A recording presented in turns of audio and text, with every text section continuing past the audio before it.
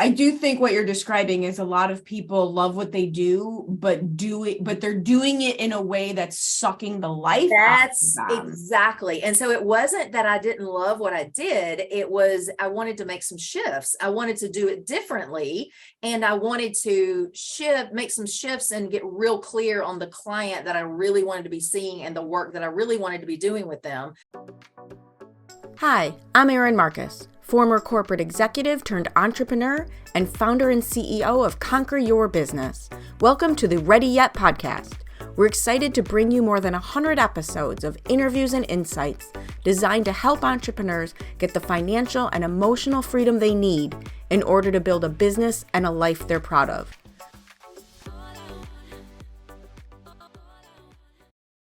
Hello, and welcome to this episode of the Ready Yet podcast. I'm so excited. We finally just managed to hit record because we could go on forever. But Connie Jones is joining me, and we've had some amazing conversations about animals, about therapy, about the trauma of being an entrepreneur. So we figured we might as well hit record and invite you guys into our conversation. But before we get back into it, Connie, why don't you give everyone a little more formal introduction into who you are and what you do? Yes. Well, thanks, Erin, for having me. We have had so much fun already. So I know we've got a fun time in store for you guys. And so I'm excited to be here. I'm Connie Jones. I own a brick and mortar counseling and coaching practice in Peachtree City, Georgia, which is south side of Atlanta.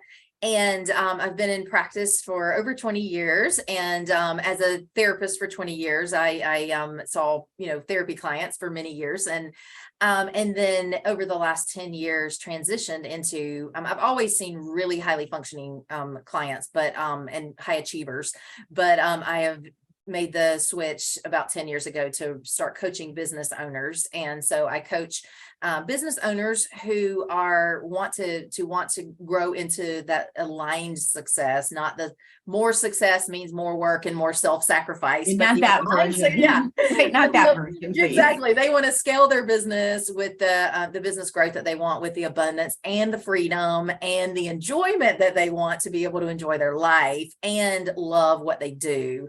And then I also specifically coach in another program I created, specifically coach therapists, coaches, and holistic practitioners how to grow their business to those 6-figure and beyond revenues. Nice. They have the freedom that they want. And I absolutely love what I do. And Nice. Still, of course, manage I have a group counseling practice that I manage or lead. And so I'm developing the other team members here. So that's a lot of fun. Very rewarding. Awesome. So I have like a million questions. I'm just going to pick random order. Was there an impetus for your shift?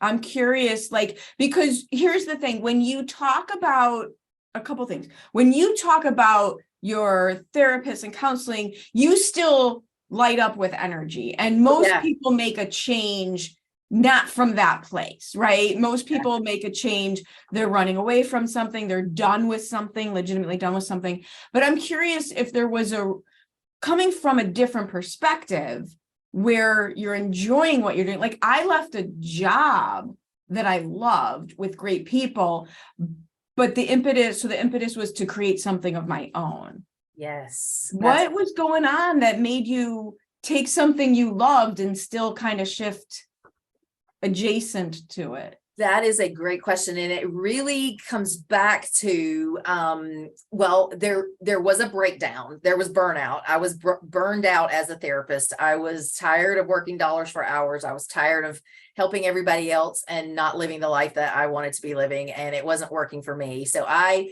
had that breakdown point in the burnout and hired but I was already, at that point I wasn't not in a group practice, didn't have a group practice at that point.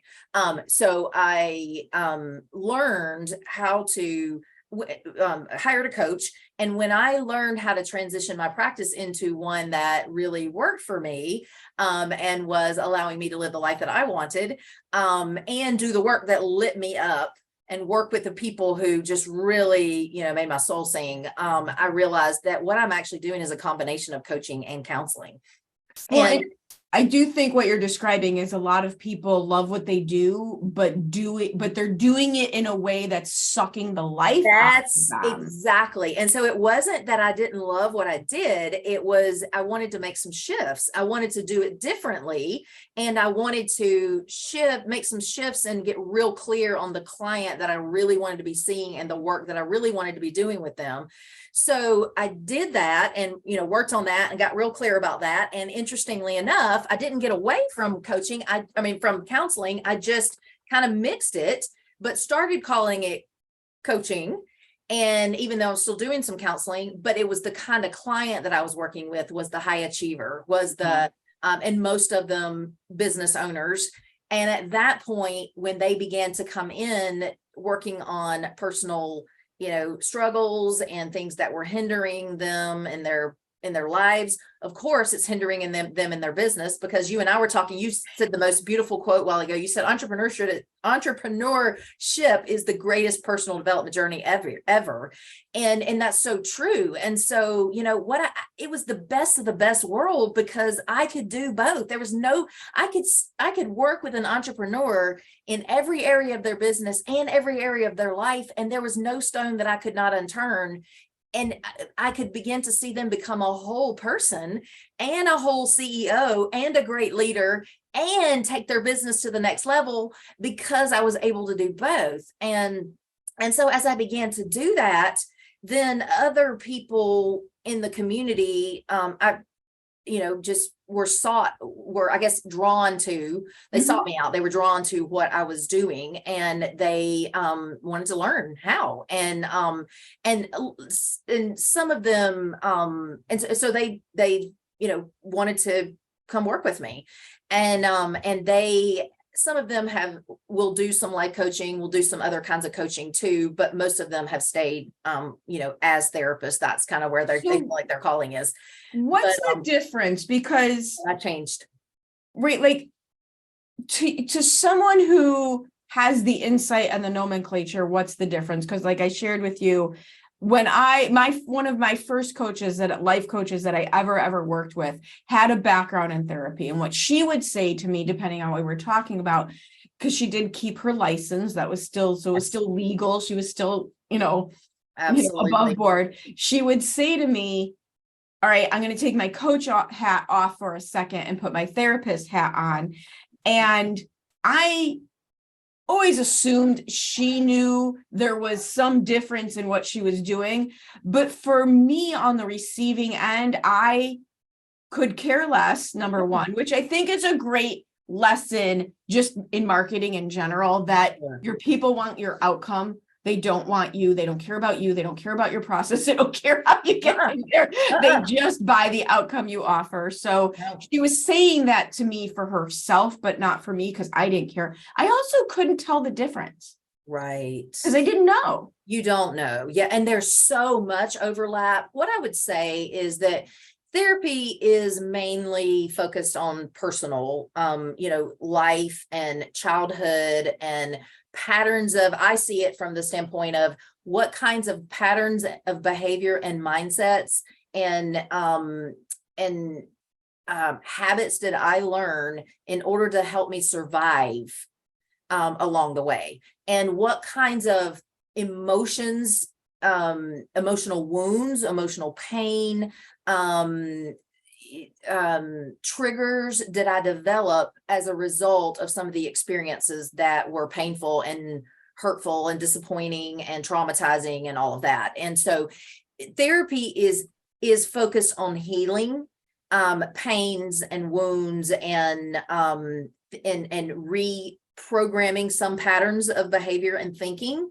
But coaching is more about, and coaching overlaps that. There's not a lot of healing in coaching, even though you change some mindsets and some patterns, it is healing. Right. It's the byproduct, right? Exactly. It's not the focus, it's the byproduct. That's exactly. And so therapy is much deeper. We go to, and can do some inner child work. You do, we go back a lot rather than forward. Coaching is very forward moving. I liken it to this. I always say therapy is like unraveling a ball of yarn, and coaching is knitting the sweater. Okay. phenomenal. Yeah. Love that. I think that's a really important distinction. And I have a question for you that it may be unpopular. It may be a little triggering for some people, who knows? But one of the things, so I'm a coach and a consultant. I call myself a coach because when I call myself a business consultant, people freak out and think it's inaccessible to them. I don't know why that is, but they do. And what I talk about in my business, to just set the stage for this question, is the side I'm doing on your business is truly consulting, because I'm telling you what you need to do. That's consulting. That's not coaching. I'm not drawing anything out of you. I'm telling you, if this is what you want, this is how you get there. Right? That's exactly right. That's the strategy. That's the strategy side. This side of my business that is coaching. I learned it during my MBA, which had a partial focus on executive leadership. So there was mentoring sessions and things like that. Absolutely. Is where I walk someone through more of what do you want, bringing them forward. Yeah.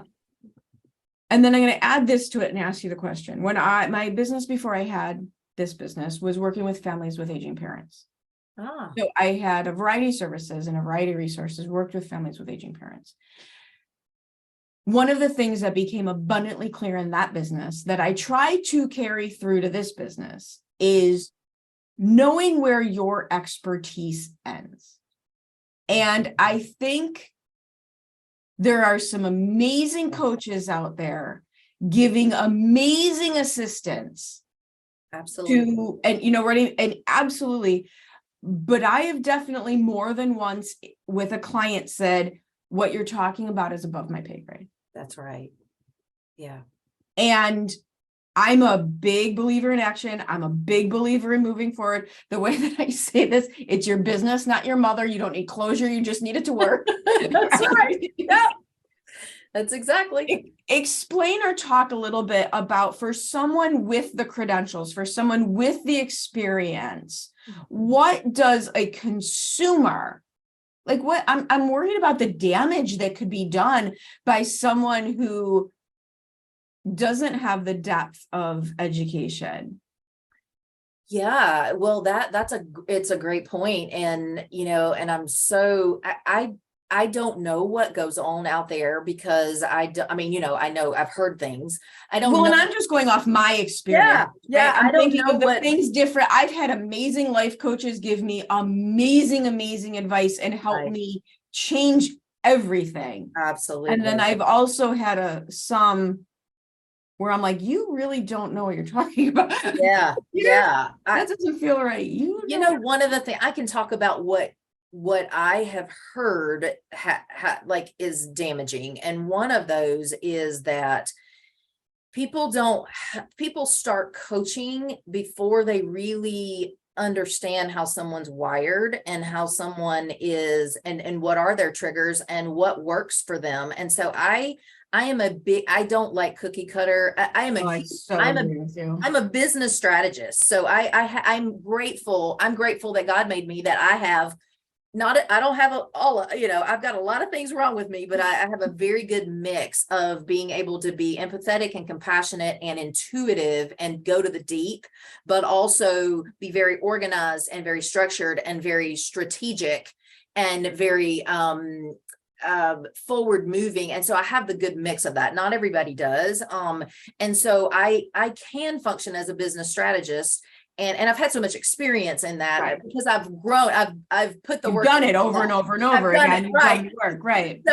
So I do very well with the strategic and the organized and the planning and the formulas for success, yet because those are important, but helping someone stay in alignment with who they are and really understand what is underneath that is really keeping you stuck and what's causing this true hindrance that is not allowing you to get breakthrough in this area. What keeps you coming back into the same place that you've been that won't allow you to break the ceiling, or to have the freedom that you really want. And we need to take a look at that. And so a lot of times people coach people to do things that really don't work for them.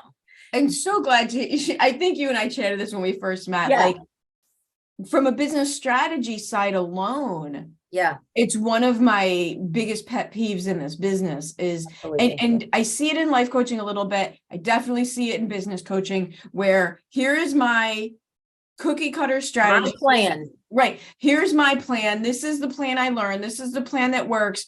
I'm going to just give you my plan that I was able to do. And there's no customization for somebody's, like, you're kind of coming at it from the other side that I do. I come at it like, what are you good at? What is your strengths? What do you love doing? What's your essence? What's your essence and what's your calling and what are you passionate about? And what's your zone of genius? All of those things.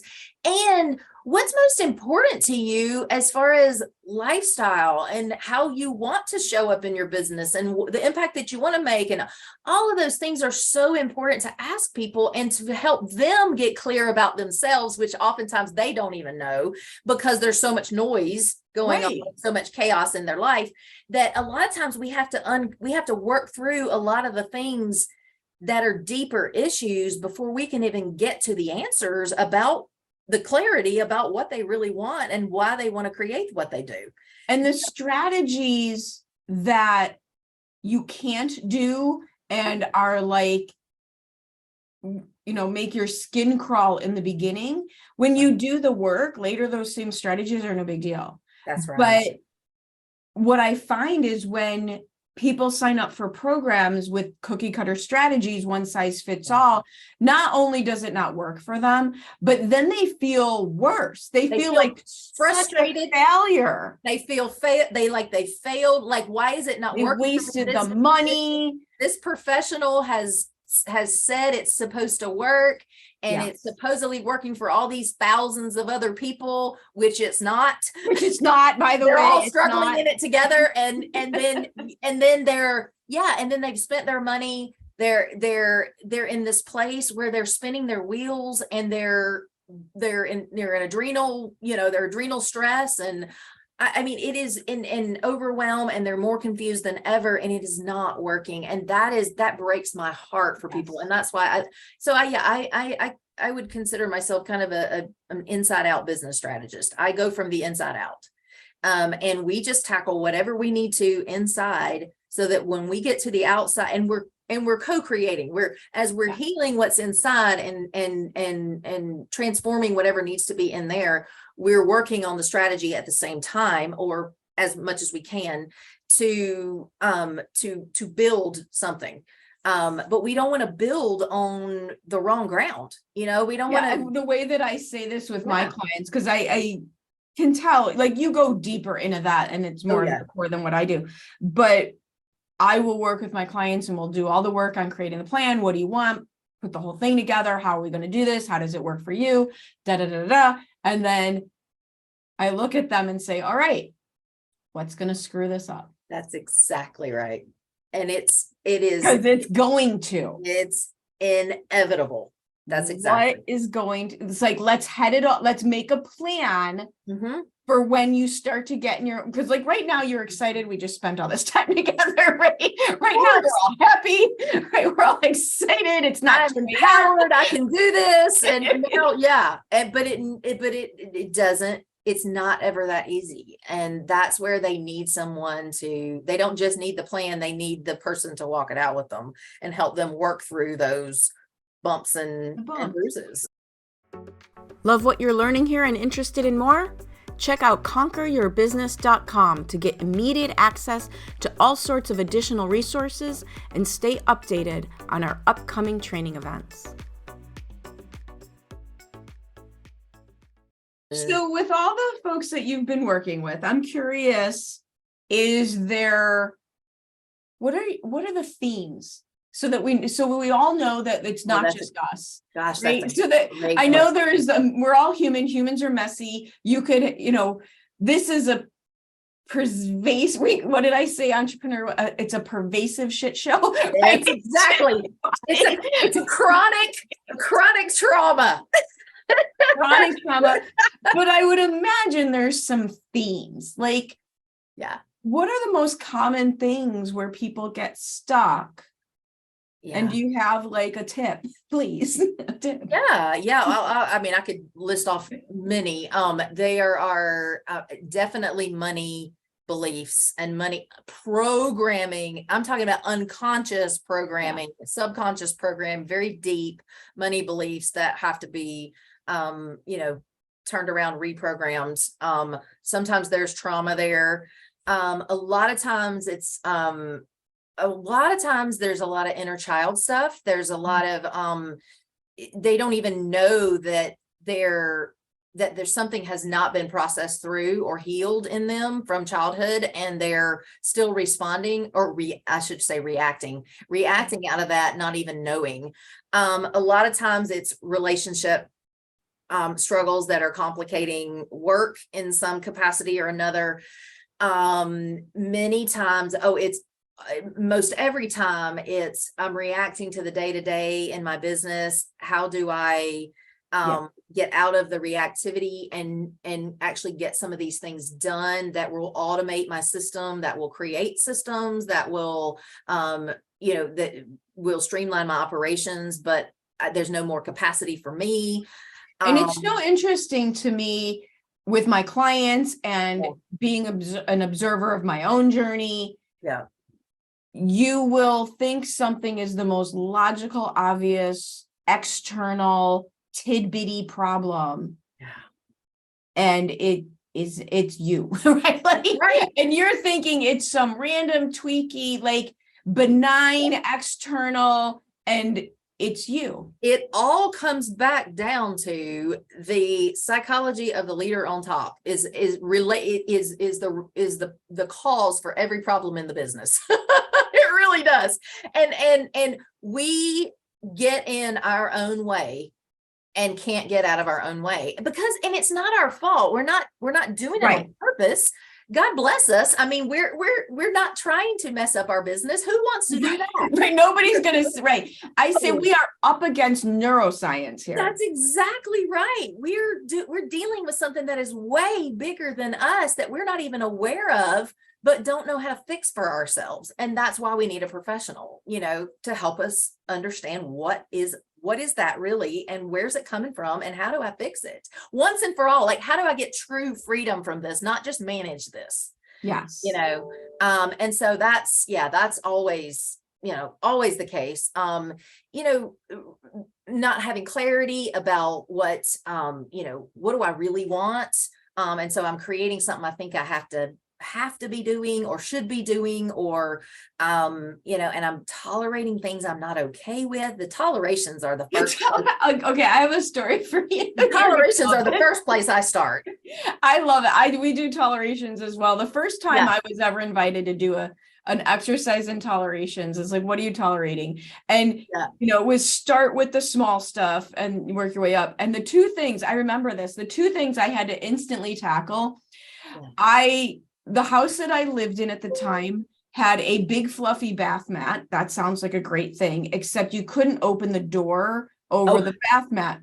So literally every single time I went to use the bathroom, if I was gonna, if Mike was home and I was going to close the door, I had to slide the bath mat out of the way, close the door, don't trip over the bath mat, step over, like it was so ridiculous. So that was number one.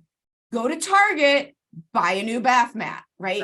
And this had been going on for months. I had tripped more than one time in the bathroom because of this. And yet I wasn't solving the problem. I was just tolerating. And then the other one that was so funny was I had broken my phone. Y'all do it. I was mad because I had broken my phone within a week of purchasing the phone, which is usually when you break your phone. Right. And so I was tolerating a cracked screen that even with a case and a plastic thingy on it, about once a week, I would cut my ear and there would be actual blood drop. Oh my God. I was tolerating being physically injured by my phone. Yes. On a very consistent basis. I get it. And doing nothing about it. Right.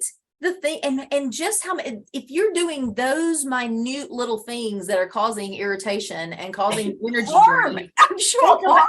Right. And think about all the other things, that extra 15 pounds on our body, that extra, that employee not doing what I need them to do and me not saying anything about it.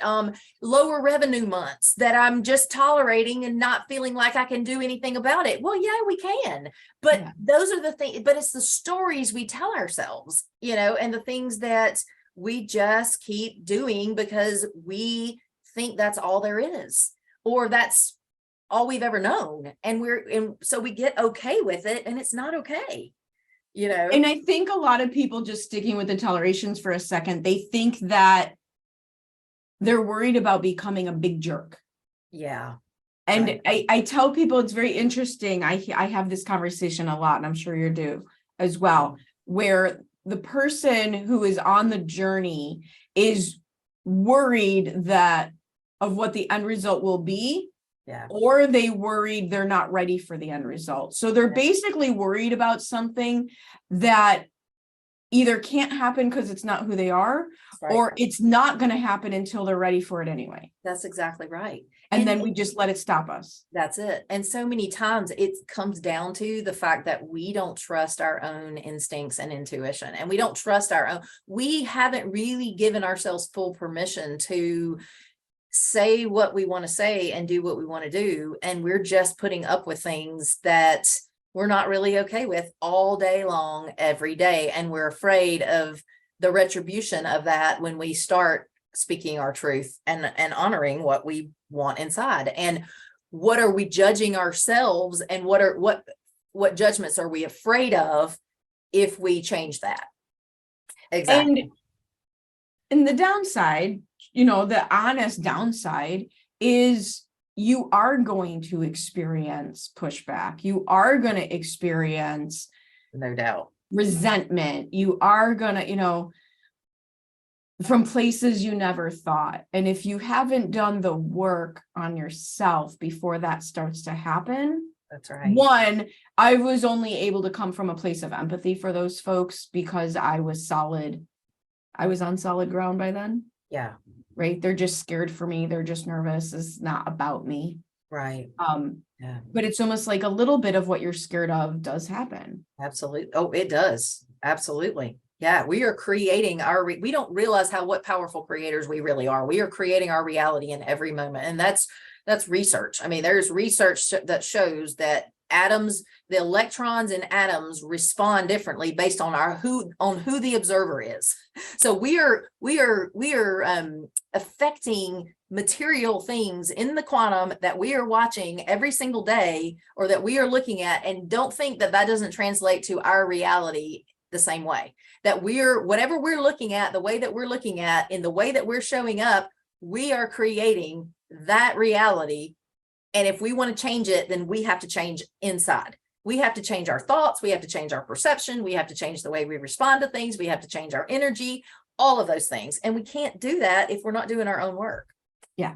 And the amazing part about that is once you start to really understand how that works, you can shortcut hack your improvements. That's exactly right. Like, I don't have to go through the step-by-step. What do I want? Forgive. I don't have to do it anymore because now, years of this later, I'm like, well, I can just decide differently. That's right. And now it's different. That's it. And that's where you no longer, when you get the healing and the empowerment, then you can do more coaching, because coaching is just a quick shift. It's just, I've woken up, I've decided, or is that a word? I've awakened. It is now. I woke up, I have awakened. I have decided I want something different. This is not working for me. I'm tolerating this when I'm not really okay with it. What do I want different? Okay. It is a matter of shifting it. It's a matter of making a decision and changing it. Yeah, whereas a lot of things, sometimes when we haven't done our work and we're not aware of what is really hindering us, we're trying to change all these things and we can't change them.